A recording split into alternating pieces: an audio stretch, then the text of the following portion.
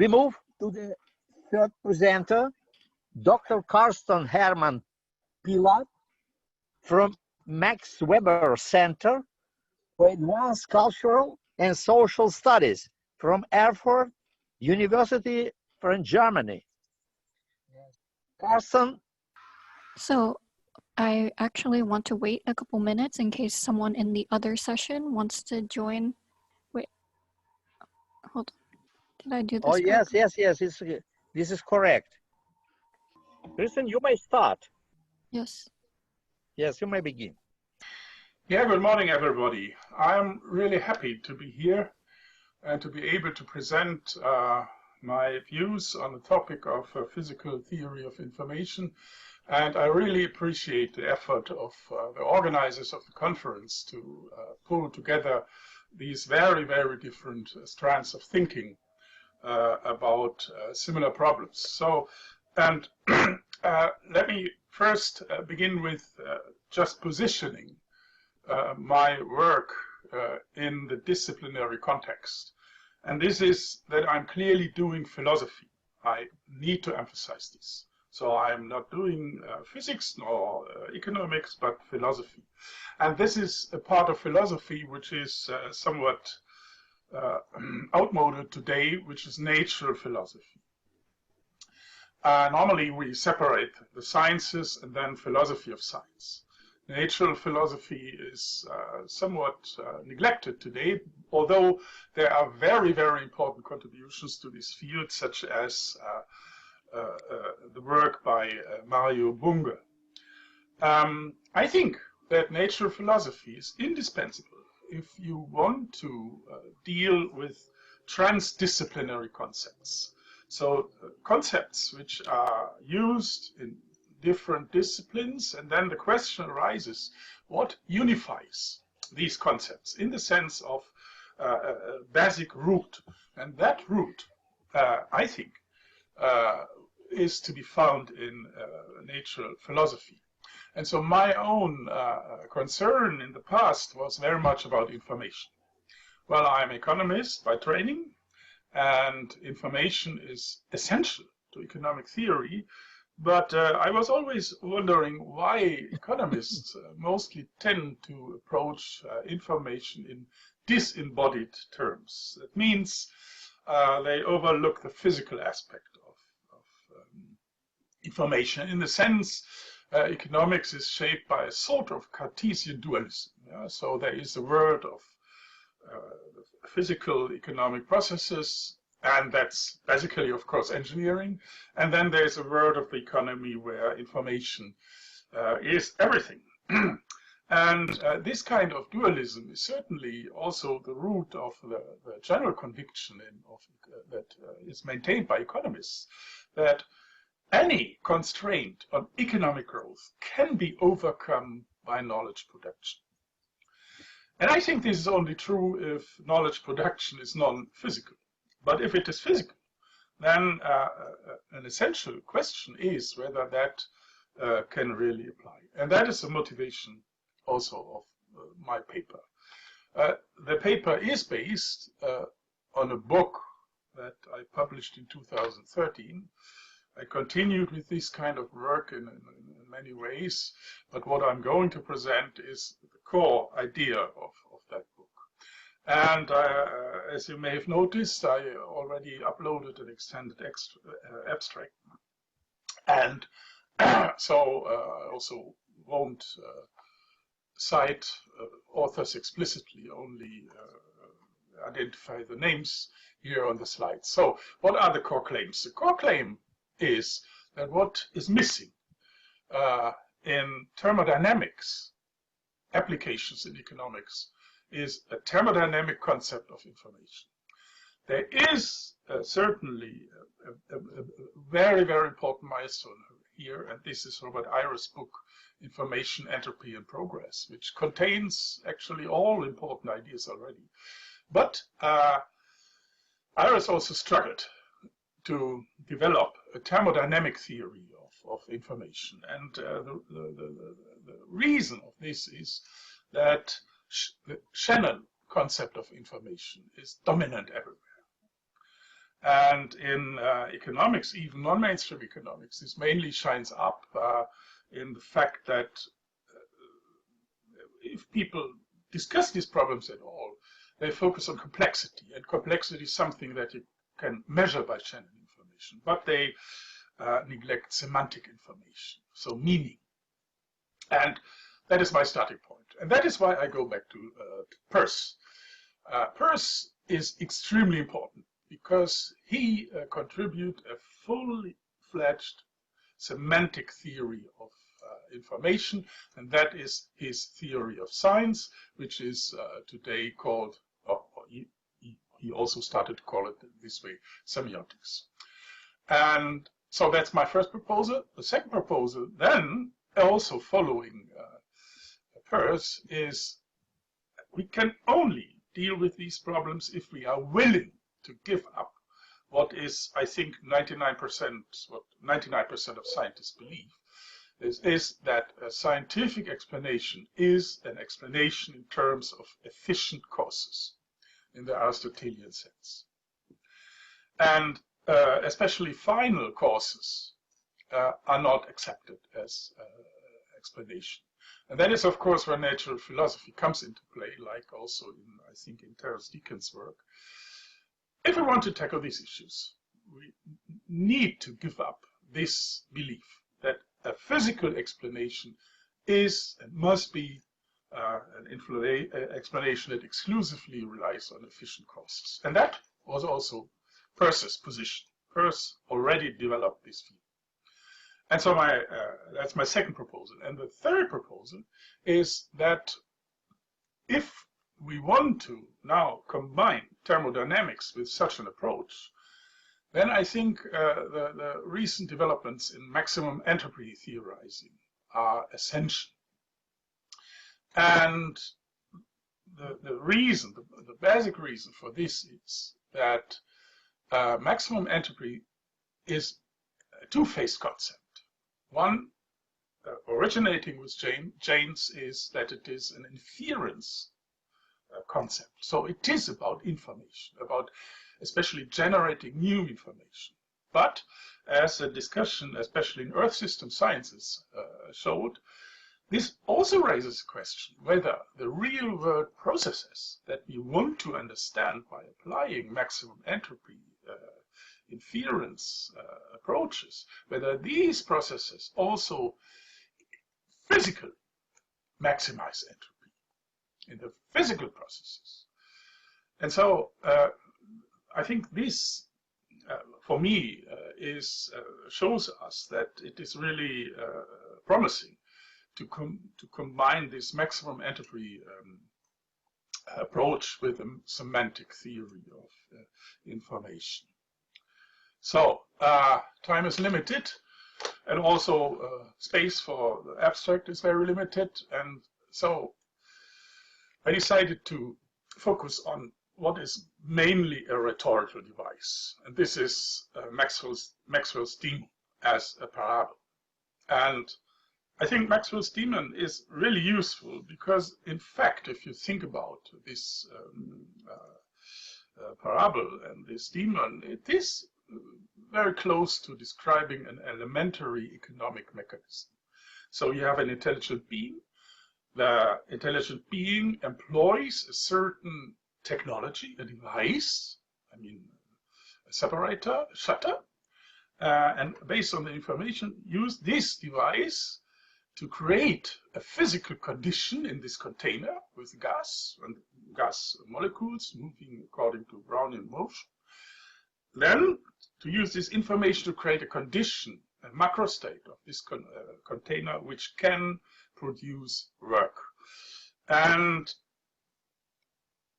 the simple point, of course, now is that the debate about Maxwell's demon showed that it is not possible just relying on information in a disembodied meaning to produce work. And I think this is really full of insights for economic concept of information.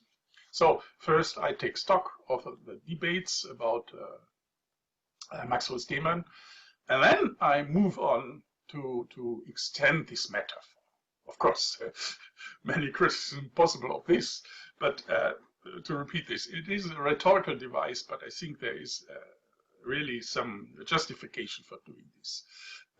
And the steps are, first, to ask the question, so why is the daemon doing this job at all?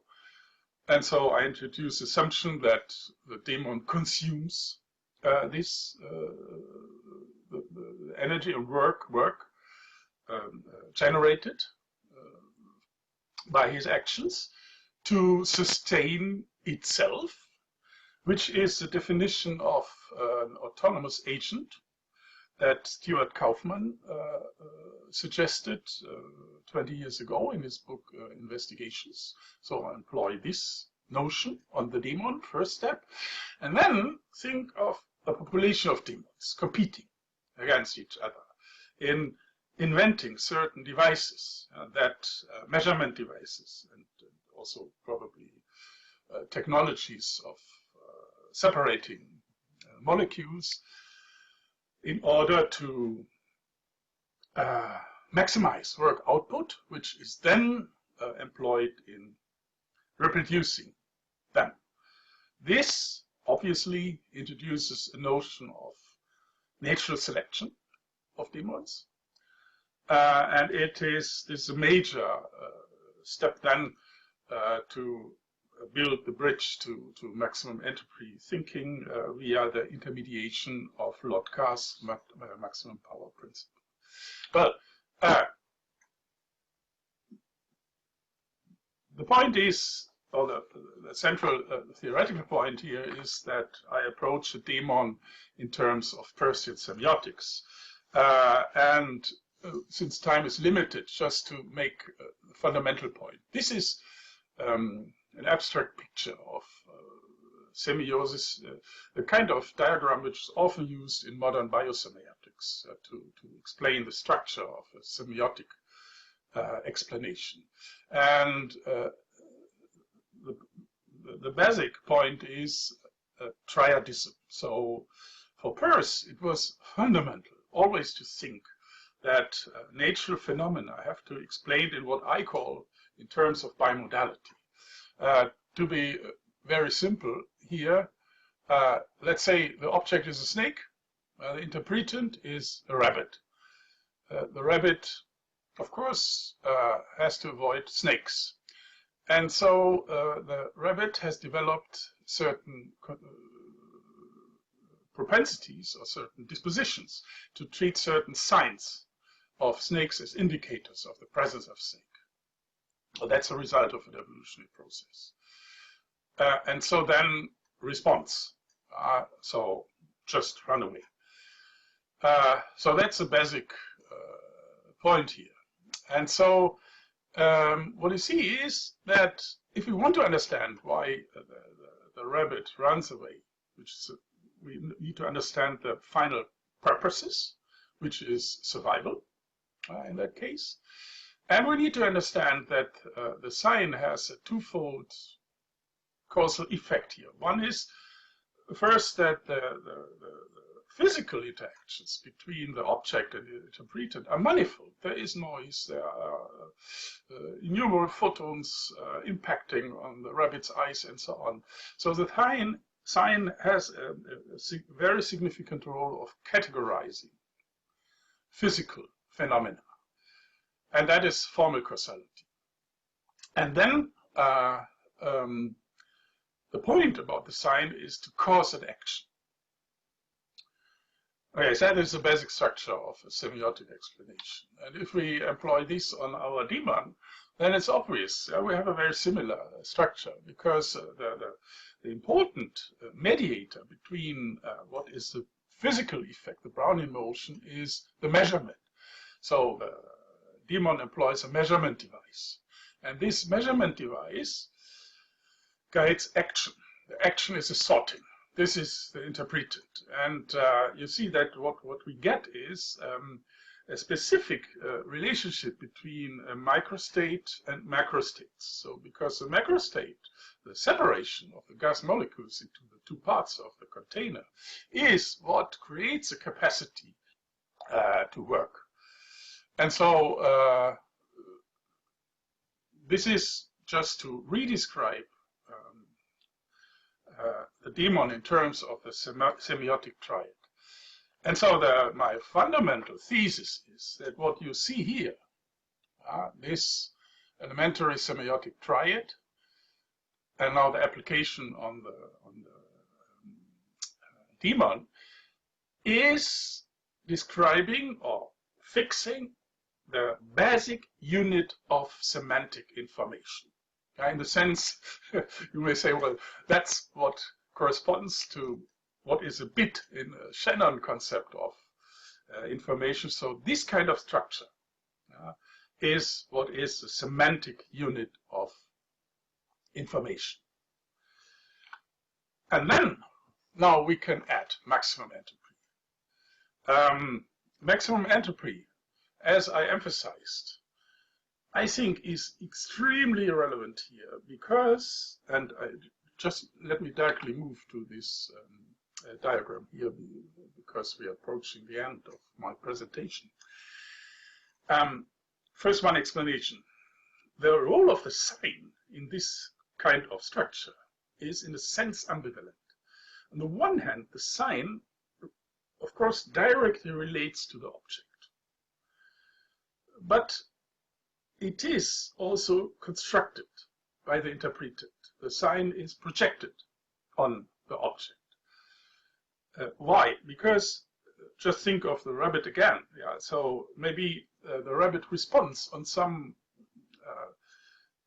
very early pattern, a movement, a certain noise. The rabbit cannot see the snake, but there is this characteristic movement, and this is a sort of hypothesis about snakes. And to be safe here, it must be unique, and it must be, in a sense, deterministic. Deterministic in the sense that the sign describes a constraint that applies on all snakes. So this is how they behave. And if you know this, then with very high probability, that must be a snake. So now, as you see, the relationship here now is that we have the maximum entropy approach to the sense of inference relates to this way how the interpretant employs signs to get information about the object. And now we add the purpose. The purpose is, like in the interpretation of the daemon, is then to maximize power output, like the rabbit running away as fast as possible, as efficacious as possible, and so on. And, well, maximum entropy theorizing then adds as a final insight that this maximizing power principle entails as final result the maximization of entropy production. So that's the basic structure. I have arrived at the 18 minutes, so therefore just mention the final building block. I think it's straightforward. Yeah? So you can project this then on technological evolution. And here we have the essential role of design as a sign. So the idea is now to approach technological evolution in semiotic terms combined with maximum entropy theorizing, and that would imply, first as a hypothesis, that the evolution of designs in the economy would follow thermodynamic imperatives as described in the maximum power approach and maximum entropy production thinking. Yeah, thank you for listening. I am keen to know about your opinion about this. Thank you.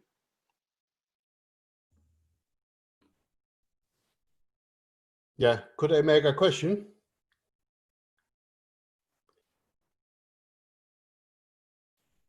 Like you were muted. Therefore, yes, you may write only email with questions, yes, to Professor Carsten Herrmann-Pillath through Erfurt University of Germany. Okay? I cannot speak. Sorry?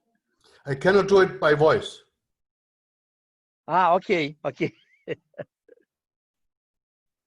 Now we finish this session, T07, Dynamics of Living Systems. Yes, thank you very much for all three lectures, presenters, and Ra, what shall we do now? I think let's take a coffee break and start when okay. Have a great coffee. Have a great coffee. Yes, with cake.